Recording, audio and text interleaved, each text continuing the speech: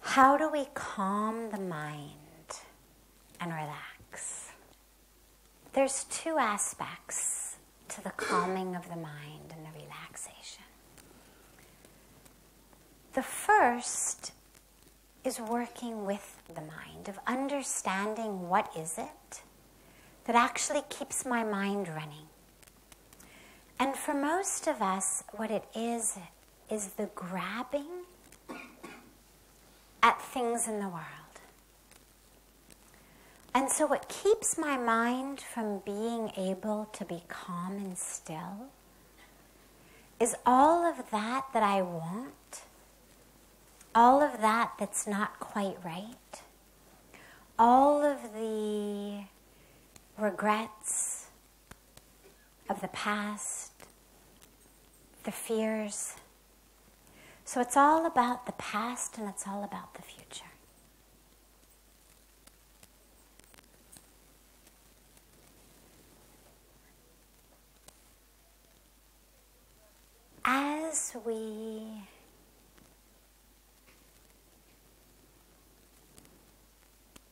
As we drop deeper in our meditation, as we drop deeper on our spiritual path, what ends up happening is we anchor ourselves in something that is stable, something that's full, something that's constant and consistent. The nonsense of the mind is all of that says I've got to get something else, do something else, fix something, or someone has to be different. And so I'm all worried in my mind about, oh my God, what's going to happen at my job, what's going to happen in my school, what's going to happen with the stock market, what's going to happen when I meet this person, this thing I've been working for, is it going to be successful? Is it going to fail? What's going to happen to my loved ones? I mean, this is the stuff of the mind, the fear of the future. That I need everything to work out in a certain way in order for me to be peaceful, in order for me to be happy. But interestingly, I'm actually preventing my peace and my happiness by my anxiety about that. If something doesn't work out a year from now, 2 years from now, 5 years from now, it'll hurt my peace then. But I've actually started hurting my peace right from now with the anxiety about the fact that it's not going to work out. Now, that doesn't mean we don't plan. Pujya Swamiji always says, failing to plan is planning to fail. So, not being anxious about the future doesn't mean I don't pay attention to it. If I want to eat tonight, well, I better make sure that there's food in my fridge, or that I have money in my pocket, or that someone's invited me home for a meal. To wait until evening to discover that there's no food in my fridge, I don't have any money in my pocket, I haven't been invited anywhere. That's not what don't live in anxiety means. The dilemma for us is we do plan. We are planning. We are implementing. But the anxiety is of a completely different caliber. The anxiety, interestingly enough, doesn't usually have to do with the levels at which we are planning, the logistics. The anxiety is sort of out in the ether. Oh my God, this person is going to say this. We invent conversations that are never going to happen. We invent situations that will never happen. And we drive ourselves crazy in the present moment, coming up with responses to things that no one's ever said. to things that no one ever is going to say. But we've constructed such a drama in our own mind. We've come up in our mind with emergency anxiety about situations that will never happen. And this is the game of the mind. All of those worst case scenarios, if you think about what is it that's disturbing your mind, and of course each of us is going to have something different, but they all have something in common, which is that every aspect of it, if we take it to its final goal, is then you die. So take something simple. Say, okay, I'm not going to actually call on you, but let's say I call on someone. I say, okay, what's the anxiety in your mind that's keeping you from relaxing? Maybe you say to me, I'm very worried that my son isn't going to get the job that he wants. Or I'm very worried that my son's not going to get into the university that he's trying to get into. Okay? Run-of-the-mill anxiety stuff that we have. Run-of-the-mill stuff that keeps the mind from relaxing. If you look at that, you say, all right, let's say he doesn't. Because, of course, to say, oh, don't worry, it'll all be okay. Well, that implies, we say that to each other. And it's very interesting because that actually implies your worry is right. But don't worry because he will get the job. Don't worry because he will get into the university. And the truth is, he may not. When they accept 1% or 10% or even 90% of people who apply, there are some people who won't get in. Presumably, they're also worried about it.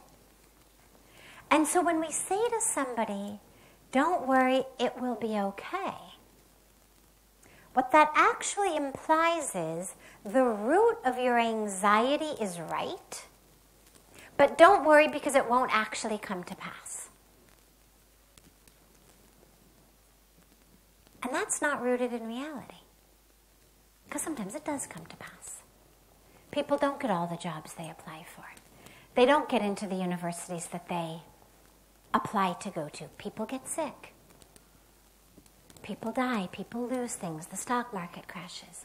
And so if all of our soothing of anxiety is rooted in, don't worry, that won't happen. Well, A, we have no way of knowing that won't happen. And so it's false assurances. B, it actually strengthens the core of the anxiety, which is, if it were going to happen, yeah, you better be nervous. But don't worry, I'm sure it won't happen because, you're a good guy.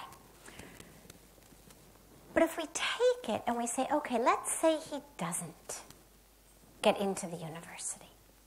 Okay, let's say your worst fears manifest. He gets rejected from every place he's applied. Then what? Okay, well then that means, in our worst case scenario, he's not going to get a good job. Okay, rather than telling you, don't worry, he will get a good job, let's go there. Fine, he doesn't get a good job. Let's take it even worse. He doesn't get a job at all. Unemployed. Okay, so then what? Then what's the fear? Well, okay, then he's homeless. Okay, so he's homeless. Again, I'm not going to say, don't worry, that won't happen. It could. There are homeless people.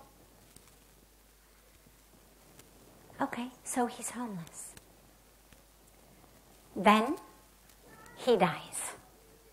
There may be a few more steps in between there, but ultimately, the and then what, and then what, and then what becomes, and then he dies. Okay, he dies. Then what? Because all of our anxiety, even if we think we're worried about somebody else, ultimately our anxiety is about ourselves. I'm worried about you dying because if you die, I'm really going to suffer. So if I'm actually really honest about the core of my anxiety, even if I think I'm worried about you, really what I'm worried about is myself. Okay, he becomes homeless, he dies. Then what? Well then, who's going to look after me? Okay, there's no one to look after you. Then what? Then I die.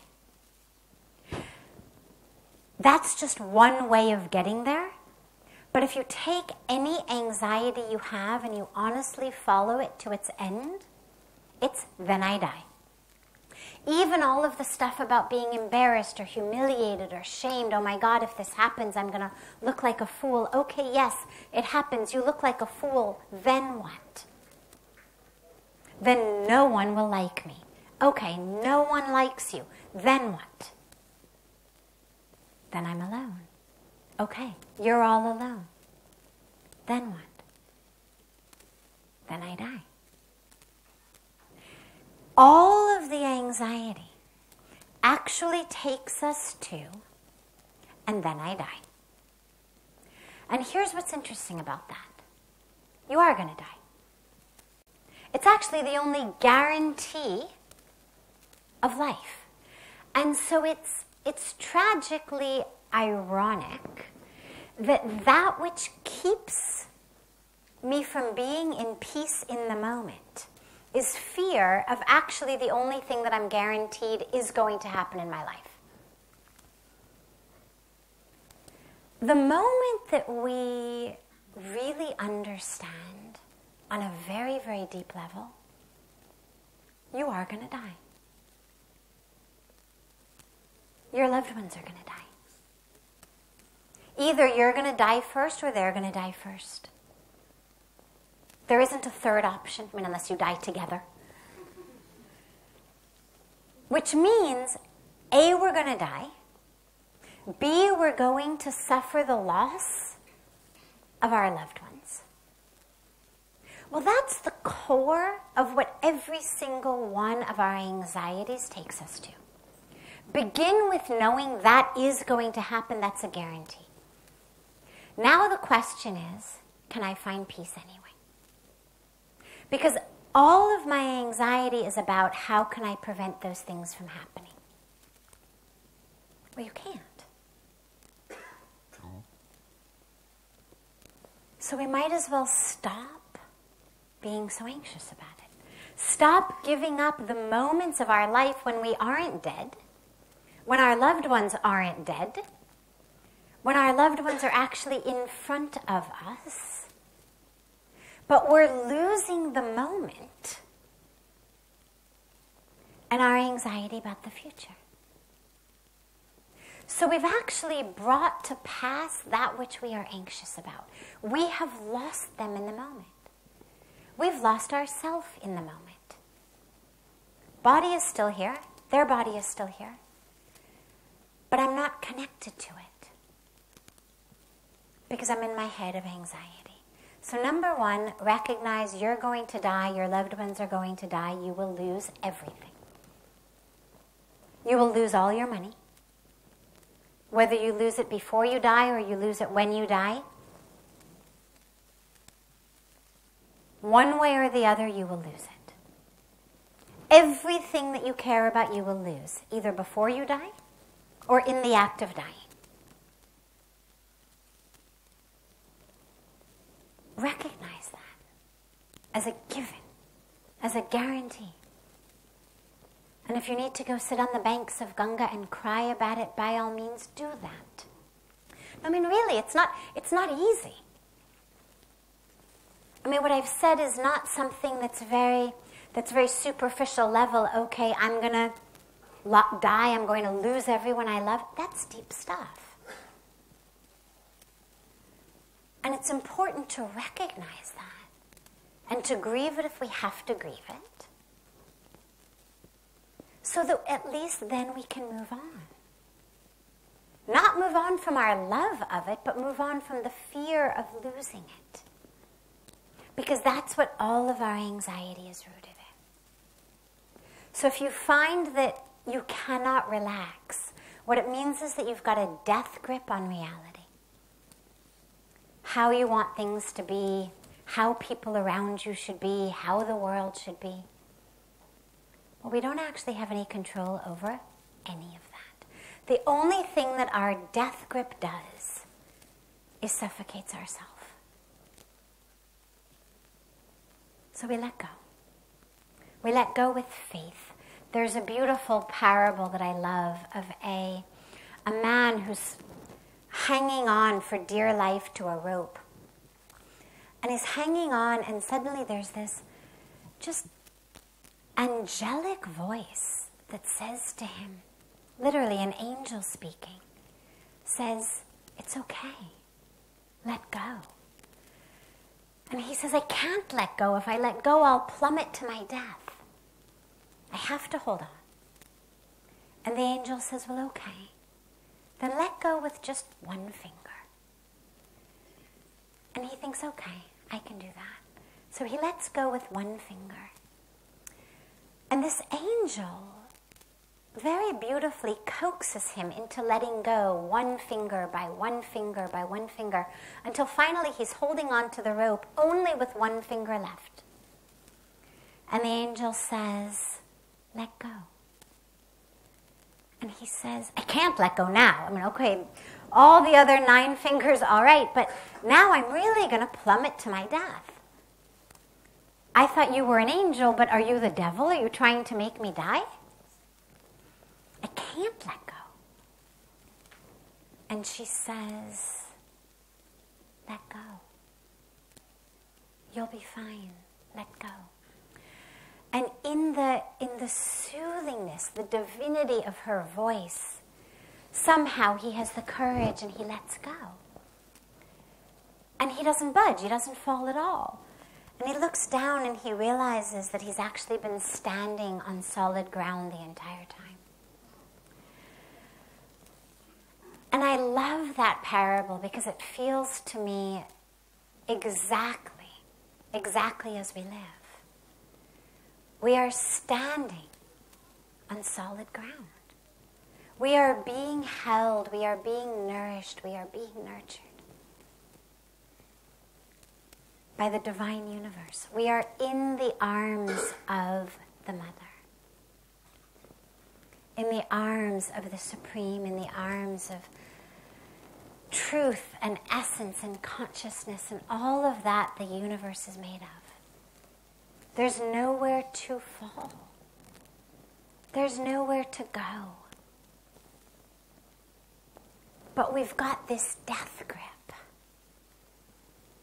And that doesn't allow the mind to become still. Because I have to be worried about every possible thing that could go wrong. So the only way to relax is to let go. Let go and realize I'm in the arms of the divine. There's a great story of a king who's a good king, but an arrogant king, well-intentioned. And he has done all sorts of wonderful social programs for the poor people in his kingdom. Schools and hospitals, and there's so much. And one day, a holy man comes to the kingdom. And the king is taking him on a walk through the kingdom, showing him, I've done this, and I've done this, and I've built this, and I've provided that. And the holy man, they're passing a stream, and the holy man bends down, and he picks up this rock. And he gives it to the king's men, and he says, "Break this rock." So they were, break the rock? Okay. They break it. And the holy man opens it up. And inside the rock, there's this pool of water.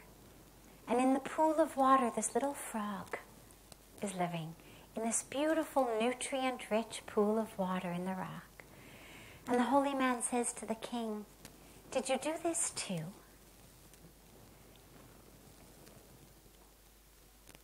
We're being taken care of. There's a there's an intelligence in the universe. A caring intelligence in the universe that is taking care of all of us. And again, doesn't mean we're not going to die. Doesn't mean our loved ones won't die. Doesn't mean our house won't burn down. But no amount of anxiety is going to prevent that from happening anyway. And to realize whatever happens, I'm being held. I'm being cared for. You know, the scriptures, the saints, the sages, the masters of every religion, no one that I know of, no scripture that I know of has ever promised, come to me, worship me, love me, surrender to me, and I promise you, your house will never burn down. I promise you, your loved ones will never die. I promise you, you'll never get sick. I promise you, you'll never lose your money. Those aren't the promises that God gives us. The promises are, come to me, surrender to me, bow to me, and I promise I will show you the truth. I promise I will show you the light. I promise you will experience the truth of who you are. You will experience divinity. Those are the promises. Not that your house isn't going to go in a landslide.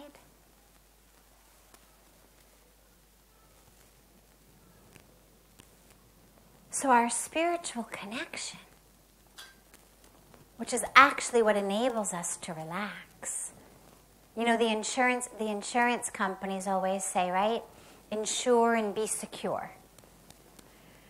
But we're only secure in the fact that our money's going to come back. It's not actually going to keep the house from burning. It's not going to keep the earthquake from coming. It's not going to keep the loved one from dying. All it means is, should these things happen, I'm going to get money. Well, okay, great. Have your insurance. Be secure in that. But then also have insurance in what Puja Swamiji calls the divine insurance company, in whom, when we really insure, by any name, any form, I mean, whatever our connection with God is, when we really surrender, there's a level of security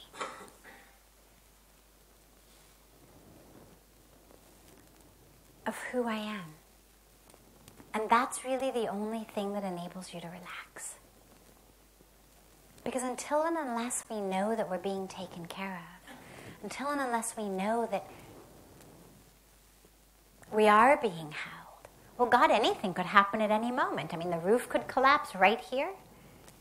Ganga could flood. We could all be washed away. Could be a sinkhole that could swallow us all up right now. I mean, any one of 100 different things could happen immediately. We could never relax, let alone go to sleep at night, let alone take a deep breath. The only way is to have faith that we're being held and cared for by an intelligence, and that who we are, the truth of who we are, is never going to die anyway. The body will die, that's for sure. But the soul, who we really are, the essence, the spirit, the truth, is not going anywhere. And so we connect to that. You know, all of the prayers in the Hindu tradition, there's many, many prayers and aspects that emphasize immortality. So there's a beautiful prayer, the final line of which says, "Oh God, lead us from death to immortality." Coming up, we're going to celebrate the Kumbh Mela in Prayagraj, which is the festival of the nectar of immortality. And we talk a lot about immortality. But immortality is not about the body's not going to die. The body is going to die. There's no prayer that's going to keep your body from dying. There's no boon that God gives to keep the body from dying. The achievement of immortality through prayer, through mantra, through grace, through a sacred bath in the confluence of the sacred rivers at the right time in the Kumbh Mela, isn't about the molecules of the body become immortal. It's that my identity shifts from identifying with that of me which is dying, not just going to die someday, but is dying even right here, right now. You get up, you walk out the room, you're leaving behind God knows how many skin cells. I mean, literally. It's how forensic science works. We literally all are dying as we move through the world. We're leaving skin cells everywhere. We're leaving hair everywhere. We're literally falling apart as we walk through the world. So the immortality is a shift from identifying as the part of me that is flaking off even here as we sit together, to an identification with the part of me that was never born, will never die, that isn't this body, that doesn't go from being young to being old, that isn't dark or fair, that isn't fat or thin or male or female. The part of me that's eternal. And that's what the shift of immortality is about. That's the shift we achieve and pray for. And that is what gives us the ultimate relaxation. Not just 2 minutes, but the ultimate relaxation. Like a child in the arms of the mother.